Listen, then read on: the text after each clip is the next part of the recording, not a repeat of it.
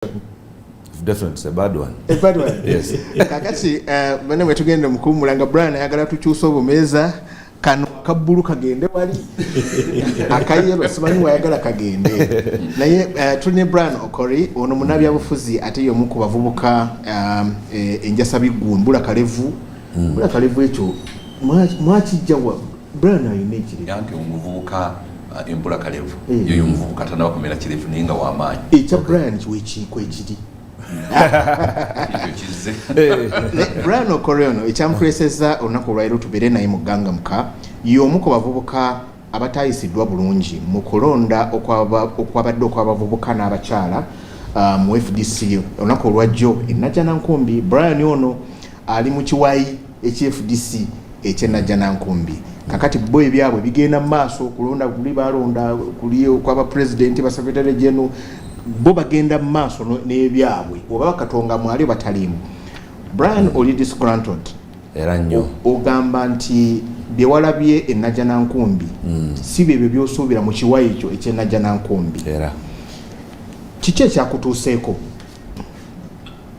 olaba awo akaseera k'ebyokulonda bwe katuukira chairperson w'ekikiiko ekyokulonda tuterebuka bamwenda yaralizinga guidelines ze bulungi ku kye beetaaga omuntu ogenda okwesimbawo.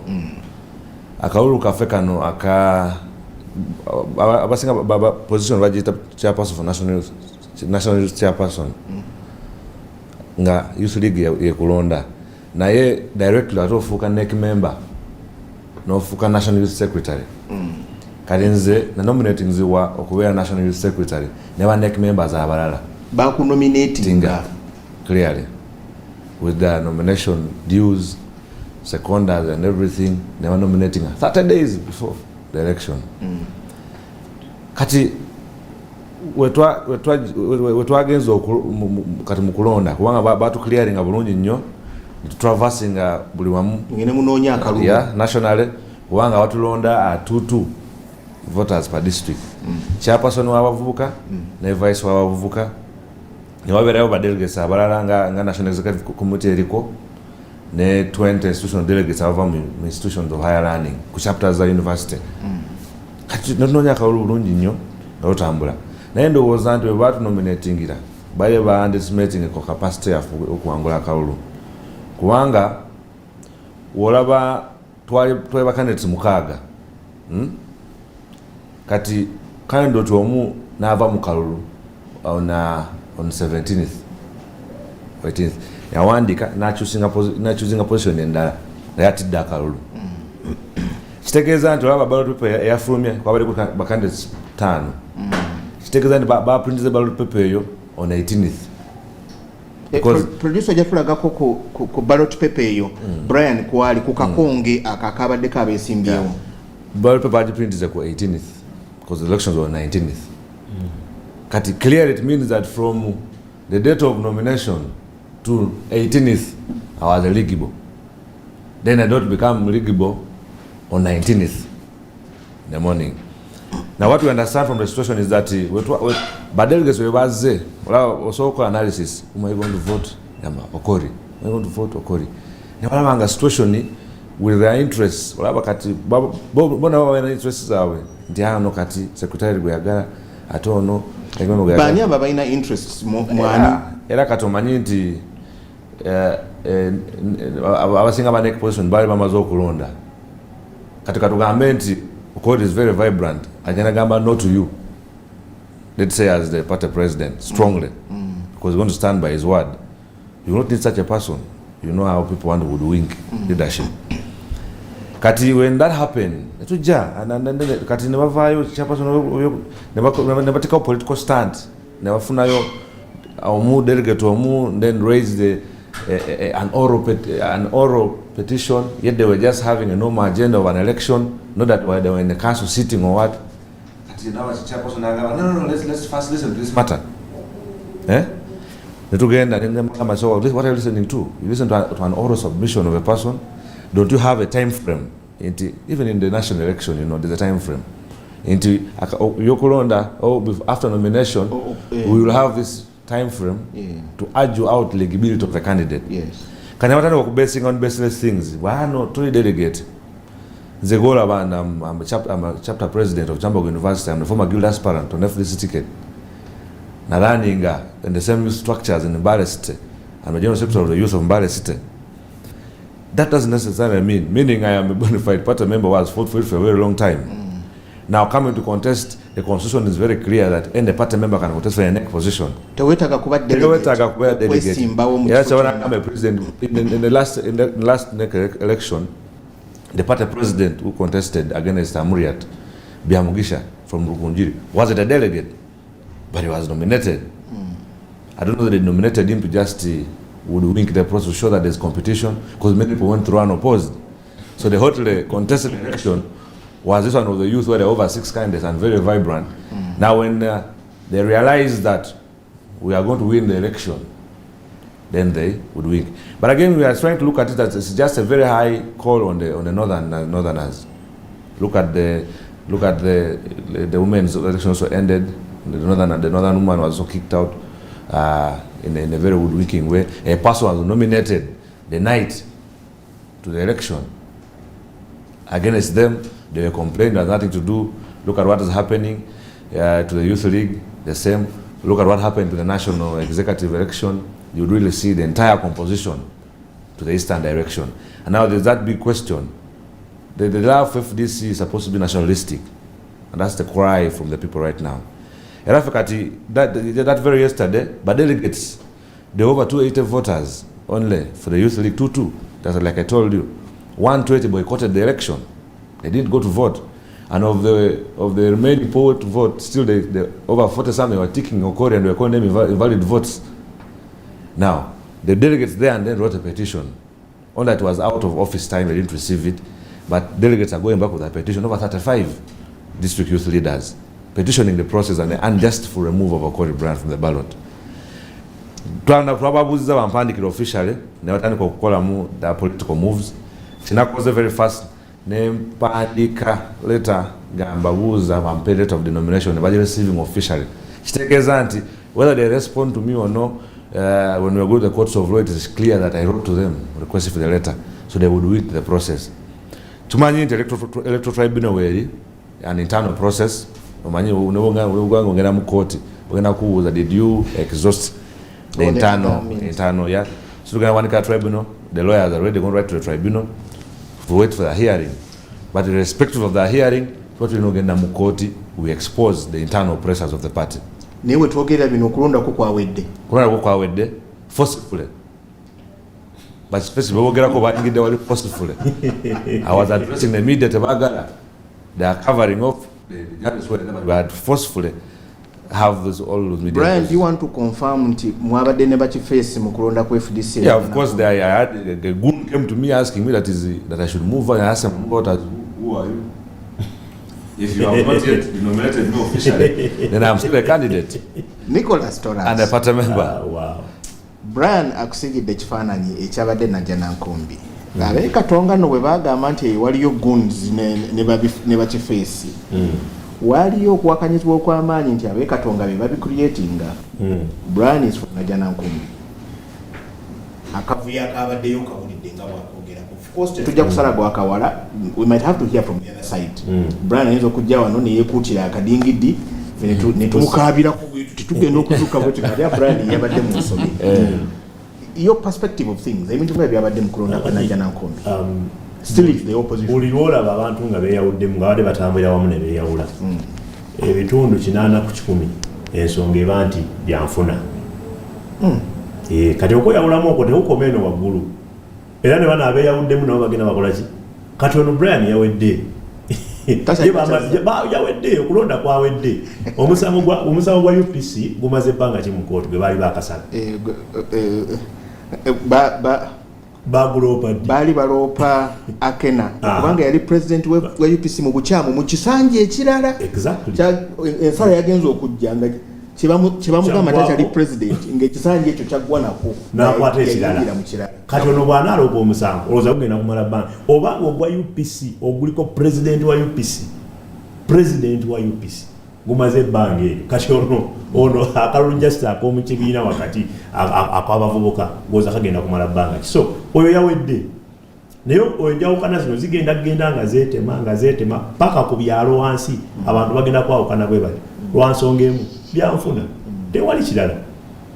Bw'owuliza Brian agamba nti abanene ku secretariat waggulu bayinza okubanga bwe batunudde mu beesimbyewo babaddemu abaabo be baagala naye kati bino be balowooza nti oyo ayinza Brian bw'abadde ayogera agambye nti abadde mu FDC ebbanga ddene abadde chairperson you said your chairperson so bino byonna yandibadde yabirabadda the issue with FDC members now is to choose the better side kubanga bonna si balungi abali awo side zombi buli omwana onyebe naye the issue is now the challenge abalina is to choose the better side either Najja Nankumbi oba Katonda yalondawo Najja Nankumbi but he should have been able to see all these things all these red flags n'amanya n'ata complain nga kati nga bamaze muzannya kazannyo obwo obuzannyo bonna bagenda bazannya bonna obuzannyo obwo nabano be balonze abayise nga nabo bajja bazannya obuzannyo obwo. Robinson Kwezi. Yes, sir.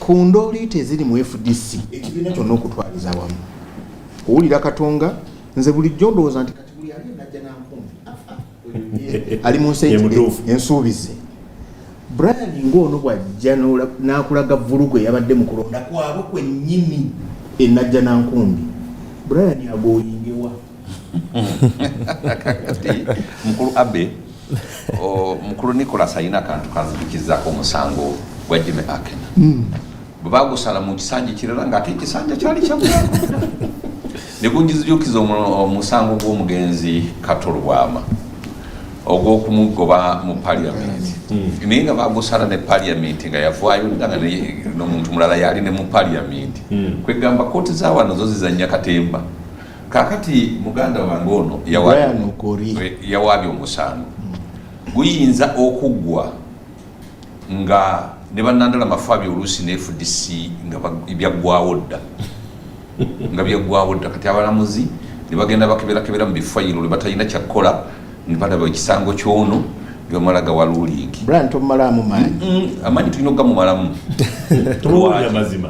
afuna ebirala ebyokukola kubanga bw'otafuna birala byakukola nodda mu kooti ekumalira ebiseera abantu abali mu FDC balina ekintu kyabwe kyebagusa kakati balabye nga Brian ayinza okubafuukira enkonge mu kugusa ekintu kyabwe gye bakitwala kati bamutaddeko badetective ne bamala omwetoolwa naye musajja ono ayinza okubaamu olw'Ekatonga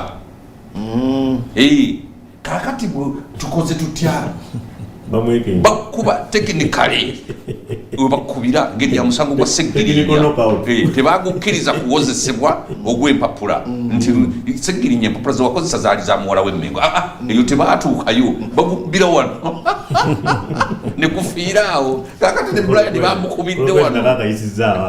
bamukubidde wano tebamukkiriza kutuuka ku mmeeza ntukuvu kubanga ayinza okutataganya enteekateeka y'abakulembeze ba FDC nga bali ku transition ey'okulaba nti n'ekibiina kino bakikunguza okukituusa we kiyina okugenda tibamukubye nti kubanga tibamwagala oba simuna FDC era n'amateeka ne constitution emukkiriza okwesimbawo mu mbeera yonna ne bootabeera delegate osobola okwesimbawo kasita obeera ne kaadi ya FDC kakati ono nandala Mafabi n'obadde bava mu kitundu kimu eky'embali yamutunuulidde n'amulaba nga threat ano agambye nti abanodhana bonna bw'atunuulira n'okulonda okwaliwo luli abanodhana bonna babakubye ettale bw'otunuulira abangi abayiseemu mu gafa agasava Eastern Brian kati ono ekyamulemu okwanticipate bali kye Kwezi jaga nti bali kye banticipate nagamba ayinza otufuukira akabasa ono era tebamukubye nti tebamwagala uyo baloti bwe yabadde musajja wattu Brian okoliyo yadirira asemba wansi naye wano wonna nga kwoli kakati kwa kaseera akasembayo noba nga tetokkirizibwa tebamukubye nti talina bisaanyizo naye bamulowoozeza nti ajja kubabeerera threat mu transition gyenna kugamba kubanga nze nasooka okukola obunabbi bwa FDC wakolera wano nabukolera nti we tunaatuukira 2000 26 FDC ja kubanga imaze okufuna obufumbo obutukuvu naye tebayagadde ono agende mu bufumbo nga bali bonna omujja na nnyina omujja na nnyina tebayagadde agende naye ono omujja na nnyina so nze ebyobufuzi mbimanyi nze nzize nesimbawo abantu ne bakwata mu kalulu kaffe tuyina n'ekitundu ekimu gye twesimba ng'abalonzi bali 405 munnange naafuna obululu 406 nenfunawo 105 okitegeera abalonzi baali bameka 405 oli naafuna 406 nze nafuna 105 n'abalala kati eyo Uganda bwe twatambulira nze era nze bwe nva mu kalulu siwaaba oddayo ku drawing board nze nzirayo ku drawing board ngati omusajja ono yansinze ludda wawe yabalidde n'endaba we yankubidde we yafunye n'obusinga abalonzi abaliwo kubanga kooti za Uganda tozeesiga ojja genda mu kooti zaavuwazza abantu bangi onajja genda mu kooti bamuteekeko penalties costs n'ebyobufuzi babimugoberemu ddalo eyo ye Uganda.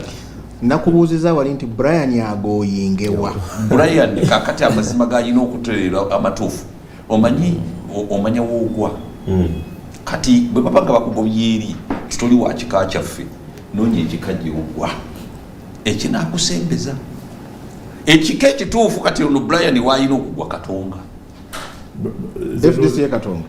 Yes, kubanga kati ono kyeza besi ya mumanyi semujunganda amumanyi bandi bamumanyi kati agenda bagambye nti bannange nali omwana eyabula ne kati nzaawuse nasaba ebyobugagga byange byonna neŋŋenda naye kakati bannange ndokose Brian alina choices nga nnya esooka mu mbeera bweti abantu amaava mu kibiina n'agenda mu kibiina ekirala ey'okubiri ye mwami Gwezi yagambye genda e Katonga eyokusatu tuula mu kibiina ekyo najja nankumbi with anticipation emisango embeera enegenda mu maaso eyokuba nti najja nankumbi Katonga osanga mu maaso eyo kooti eyinza okugamba ati mwakola byonna najja nankumbi before naawe nokola ki oba si kyekyo ddayo bano abakuzanya akazannyo oddayo gye bali nogamba waali kale kiri mwakinemeseza naye mubeeko neyokola ki mukameme we munteeka kubanga ebifo bibaayo kyenjagala okubuulira mafiya waaviire eri gwe bapangisizza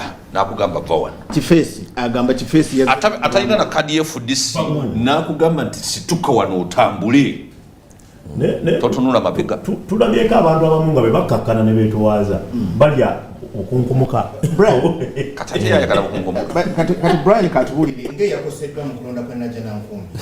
What is your next plan? Of course tumanyi tribunal gyeri muyinayo gye mwekubira enduulu munda mubakulira mubakulu plan yo eddako eriki kuno kulonda ko kwawedde si kakasanga bagenda kukuzza mu kulonda kuno mu ngeri emu oba endala tulina uno nabbi prophet waffe kasatulagula nti kijja kuba si kakasanga Brian you're going to get any hearing that will put you back into the race. What is your plan? That is democracy, like you're violated. But clearly, I said we want to expose the internal oppressors. What has happened, Chabado, it's clear, crystal clear that it's politics, very political. Nothing basing on the law, and it's basically woodwinking politically.